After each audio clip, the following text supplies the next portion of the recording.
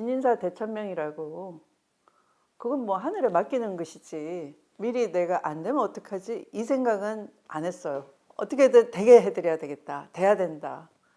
그러니까 뭐 그때 제가 국회에서는 초반에 이인재 후보가 그 대조적이잖아요. 우리 후보는 노쇠하시고 이인재는 펄펄 날고 있고. 그래서 제가 이제 예결특위 위원으로 자원을 해가지고 이인재 후보를 그 굉장히 공격을 많이 했어요. 특히 그때 부산에 있는 그 다대 만덕지구 특혜 개발 비리가 서울에 있는 한보 사건 버금가는 개발 비리였어요. 토착 비리였어요. 그런데 거기 그 정치자금 연루 의혹을 제기하고 해서 사실은 그걸로 굉장히 큰 상처를 받았죠. 이인재 후보가. 그러니까 국회에서는 국회의 노력으로 의원으로서 가지고 있는 그 최대치를 다 발언권 이런 걸 통해서 이제 DJ가 계속 앞서 나갈 수 있도록 하고, 한편으로는 이제 아까 그런 대구 경북의 표심에 건접하기 위해서 또 이제 그런 나름의 정치 운동도 했고요. 나중에는 사실은 이인재 후보에게는 좀 미안한데 제 남편이 경복고 동문 선배시거든요. 그래서 아는 분을 통해서 이인재 후보 좀 끝까지 뛰시게 해라. 하필이면 그 코미디언 김형곤 씨가 지금은 자꾸 하셨죠. 이인재 후보 선거를 지원했는데 카메라를 들고 다니면서 이인재 찍으면 김대중 된다 라는 그 마타도아 때문에 늘 불리한 거예요. 그래서 카메라를 들고 다니면서 사진을 찍어주는 거죠. 그 대구 경북에서 제가 DJ 유세하고 다니면 김형곤은 유세를 안 하고 사진기만 들고 다니면서 찍어요. 자, 찍었는데 누가 나오나요? 이인재 찍으면 김대중 나오는 게 아니고 이인재 찍으면 이인재 나와요. 이렇게 이제 방어적인 선거운동을 할 정도였어요.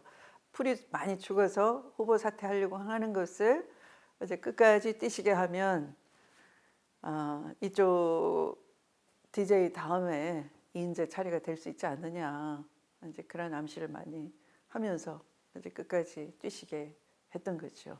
뭐 그런 여러 가지 하며 좌우간 정말 그 모든 것을 한번 쏟아부어 보자. 그래서 제가 이제 대구 유세 때는 아무도 유세를 해도 된다는 사람이 없고 다 유세하면 안 된다였어요. 돌 던지고 유리창 깨지고 다칠 수 있다. 여기서 DJ 이름 써붙이고 차가 한 걸음도 못 나아갈 수가 없다. 다 그런 위축된 상황에서 아니다 라고 이제 설득을 해가지고 여기저기 많이 보여야 되니까 일단 물량적으로 우리 새정치국민회의 쪽은 상당히 불리해요. 뭐 누가 정치 자금을 풍족하게 대주는 것도 아니고, 그때는 뭐 정치 자금에 있어서 이 집권당하고 야당은 100대 제로 상황이거든요. 100대 제로도 아니고요. 한 330대 제로 상황이에요. 형편없는 물량 격차를 뭘로 따라잡을 수 있겠어요? 그냥 온 마음을 다하는 수밖에 없는 거죠. 그때 이제 그 연청 그 젊은 그 당원들이 식구들이 많이 고생을 했어요.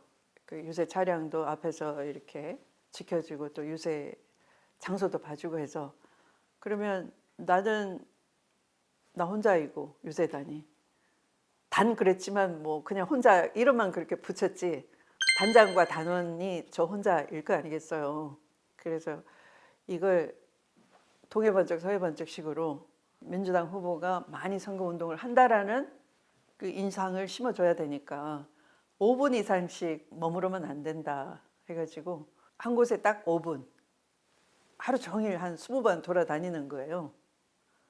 그렇게 이제 며칠을 강행군을 했더니 많이 이렇게 운동원들 사기도 올라가고, 같은 내용을 뭐 반복할 수는 없으니까 나날이 이제 유세문이 조금씩 달라야지만 또 언론에 뭐 이 기사가 좀 다르게 나가지 않겠어요? 그러니까 그런 기자들한테 풀하는 서비스, 또 연설문을 조금씩 다르게 꾸미는 것 이런 것들은 다 이제 정업 사무실을 폐쇄하고 제 남편이 와가지고 다 도와주고 했던 거죠. 그러니까 뭐 따로 요새 단원이라 그래서 정당 조직이 뭐 뒷받침해주고 체계적으로 굴러가고가 아니라 질 수는 없다. 짐은 역사가 후퇴한다. 한 개인 정치인이 불행하다로 끝나는 게 아니다. 그런 생각 때문에 반드시 이겨야 되고 질 수는 없고 지는 걸 상상해서도 안 된다. 그런 각오였던 거죠. 그분은 늘 역사와 국민을 믿으라 하셨어요. 역사와 국민을 믿고 바로 그런 큰 비전을 국민 앞에 내놓았다는 것. 남북 평화 그 자체를 목표로 해서 획기적으로 전환을 시킨 그런 분입니다. 김대중의 그런 비전은 어디서 왔으며 국민에 대한 확고한 믿음은 어떤 결실을 맺었는가를 볼 수 있는 교훈이 되는 그런 감동 있는 영화가 될 것 같습니다. 자라나는 아이들 손잡고 대통령으로서의 김대중이 우리에게, 우리 정치사회, 우리 민족에게 무엇을 제시하고 어떤 의미를 가지고 있는지를 꼭 한번 봐주셨으면 좋겠습니다. 국회의원 5번, 대통령 3번, 낙선 전문가인데 불가능한 걸 가능하게 만드는 게 정치인 거지. 사형수가 17년 만에 대통령이 되는 과정이 민주주의가 이 땅에 내려오는 과정이었고,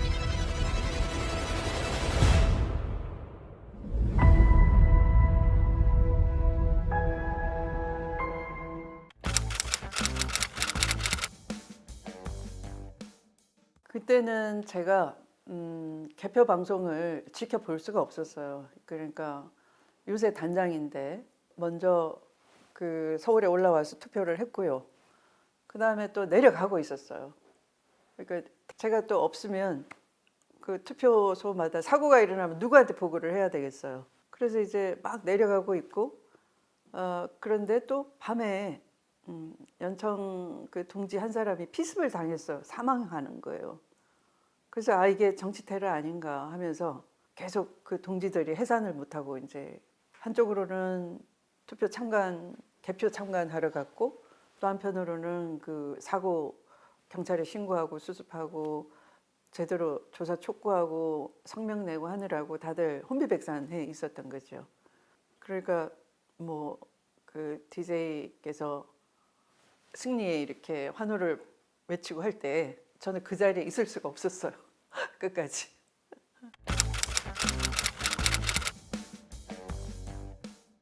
땀 한 방울도 남김없이 다 쏟아붓겠다 하는 마음이었기 때문에. 그런데 대구에서는 같이 선거운동 참여했던 한 분이 갑자기 비명행사한 사고가 있었고, 그래서 굉장히 정신이 없었어요. 그러니까 그 분위기에 같이 휩싸일 수가 없었던 거죠. 하루하루가 어떻게 보면 초반에 이렇게 막 치고 가다가 또 노세하다 막 하니까 한 그 일주일 그 선거 막바지에 이제 이렇게 빠지면서 저한테도 처음에는 호기심 가지고 투표장에 몰려서 연설도 경청하고 해주던 분들이 이웃들의 눈치를 보면서 안 듣는 거예요, 연설을. 그러니까 연설하면서 요새 하면서 바람 역풍을 느끼는 거죠. 그런데 또 사고가 났어요. 그러니까 대통령의 승리의 결과를 함께 기뻐하는 그 분위기는 지금 기억할 수가 없어요. 그냥 기뻐했겠지만 당연히 눈물 흘리고 했겠지만 너무 처절했다고 할까? 그때 그 상황이요. 그러니까 그건 제가 이제 그 속에서 대장이잖아요. 근데 이건 누가 알아주는 대장이 아니거든. 그냥 대통령 후보한테 저 대구 내려가서 선거운동 하겠습니다. 중간 보고 할 새가 어디 있겠어요. 그냥 저와 이제 제 남편 둘이가 어떤 경제적인 부담도 하면서 그 비용을 다르게 조달하다가는 누가 나를 어떻게 건드려서 뭐 잘못 엮어버리면 후보한테 바로 가버릴 거 아니겠어요. 그러니까 이제 둘이 가지고 있는 돈 쓰면서 누가 도와준다 그래도 나중에 대통령 후보한테 부담이 될까 봐 괜찮습니다. 다 알아서 하겠습니다 하고 이제 우리끼리 이제 국밥 사 먹고 이렇게 어렵게 선거를 꾸렸는데 이제 한 명이 그렇게 돌아가시고 그런 힘든 일이 있었죠.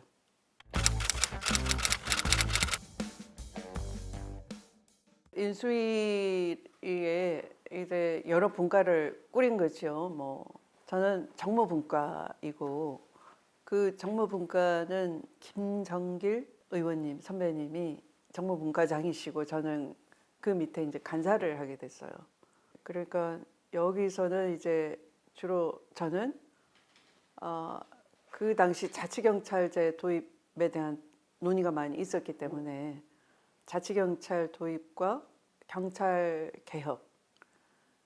경찰도 정권의 그 도구, 공안 통치 도구였으니까 그 인적 쇄신도 필요했고요. 그런 인적 쇄신 포함한 경찰 개혁. 그다음에 그 당시 이제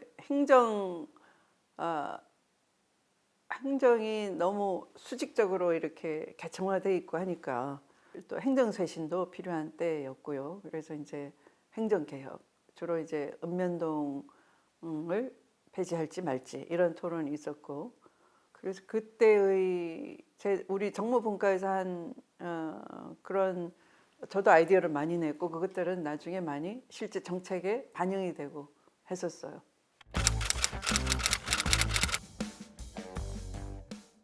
(2000년 9월에) 총재비서실장이 됐어요.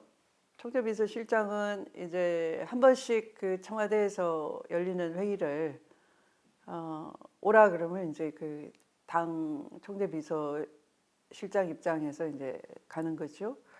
그 당시는 주로 IMF로 인한 서민 경제를 위해서 뭔가 정부가 해야 될 일들 가운데 당이 수렴해서 전달하는 일, 그리고 특히 대통령께서 사회복지사 도입을 해놓고 이게 제대로 작동이 되는지 대단히 궁금해하셨어요. 그래서 제가 사회복지사 그 처음 이제 도입한 사회복지 직렬에 대해서 부족함, 뭐 애환 같은 거 좀 전해드리기도 하고 그런 게 기억이 나고요.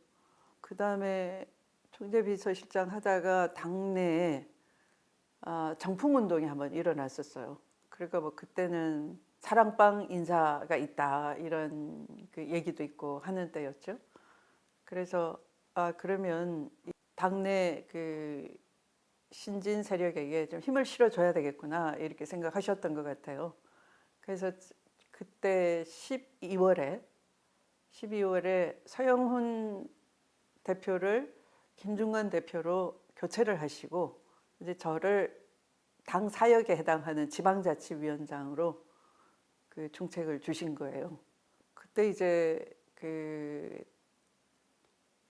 이렇게 힘을 실어 주시니까 정말 참 무겁다 생각하고 열심히 했던 것 같아요.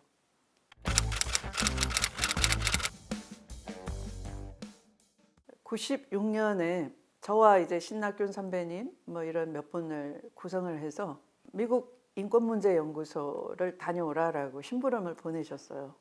여름에. 그러니까 96년 당선이 되고 난 후에 이제 그 여름에 생각해 보면 이제 그때는 굉장히 뭐 미국 동쪽에서 서쪽이 굉장히 멀잖아요. 그러니까 거기 인권문제연구소 있는 데를 다 돌아다녔으니까 미국의 그 주요 도시마다.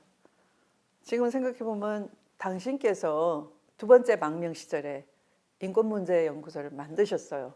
그러니까 저에게 그것이 특별한 의미를 부여하시고 보내신 거 아닌가 많이 생각하게 됐어요.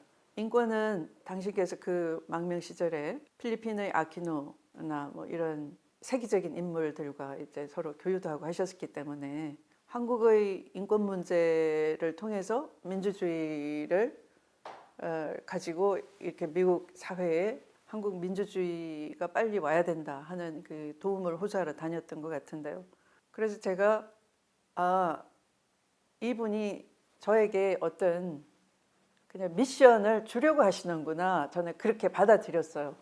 그리고 이제 제가 그 인권문제연구소를 통해 순방하면서 이제 그 해외 강연을 주로 김대중 알리기, 정권교체의 필요성 뭐 이런 걸 얘기했겠지만 인권 주제를 이분이 저에게 심어주려고 하시는 거겠구나 그 느낌은 많이 받았죠.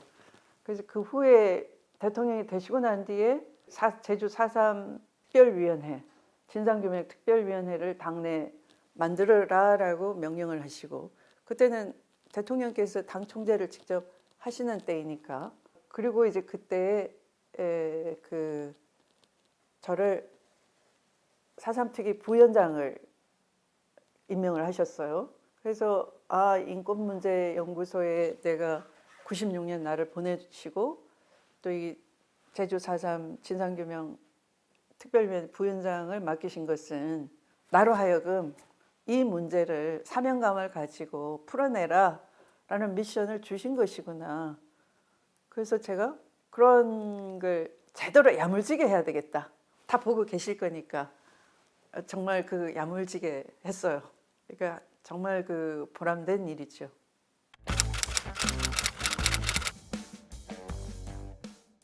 인권문제연구소 미국에 있는 거기에 일부러 뽑아서 보내주시고, 그다음 그건 이제 국제적으로 좀 이렇다라는 걸 잘 알고 오라. 인권이 국제 무대에서 하나의 공통 언어다. 이런 걸 잘 익히고 오라라는 말씀도 이제 되는 거잖아요. 그리고 그 4.3 특위 그 부위원장 정책을 주시면서 그 인권 문제, 우리나라에 있는 풀지 못한 이 문제를 네가 풀어봐라. 그런 걸 주셨고, 아까 그렇게 지방자치위원장으로 이제 당신이 단식을 통해서 지방자치를 도입을 하게 만든 거니까 뭐 인권, 지방자치 이런 중요한 자리를 이제 저한테 이렇게 부여를 해주신 거죠. 그러니까 이제 2000년 가면은 이제 96년이 15대이고 2000년도 4월이 총선거잖아요. 그러니까 그때 새천년 민주당으로 당명을 바꾸게 되는데, 새천년 민주당 그 1호 당원을 저를 뽑으신 거예요. 그래서 창당 발기인 대회를 하고 하는데 저한테 1호 당원증을 주는 그 사진이 아마 남아 있을 거예요. 그 정도로 말씀하신 것처럼 어떤 새 정치의 표상 이런 것으로 이제 저에게 이렇게 힘을 실어 주셨다라고 볼 수가 있죠. 부담이 되면서 또 너무 감사한 거고, 그러니까 이제 이 분이 당신이 대변인으로서 대중적으로 이름 알리고 선배들도 실력을 인정해주고 정치적으로 크신 거잖아요. 저에게도 이제 그 대변인 직책을 맡기시려고 하셨어요. 그런데 제가 처음에 이제 그걸 뭐 여성 대변인 이렇게 딱지를 붙이니까 약간 제가 그냥 저는 여성 대변인, 그 여성으로 분류되는 그것은 일단 사양하겠습니다 라고 이제 하진 않았지만, 아까 그런 인권이나 4.3 문제나 뭐 이런 거를 보면은 당신이 역사, 국민 이런 거 믿는다고 하셨잖아요. 그런 것처럼 당신이 걸어온 길을 심어주려고 하셨구나 하는 거를 많이 이해하게 돼요. 비상계엄을 선포합니다.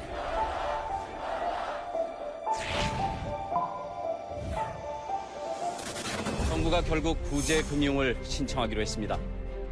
김대중 후보 전국적으로 사건들을 달리고 있고, 대통령으로서의 직책을 성실히 수행할 것을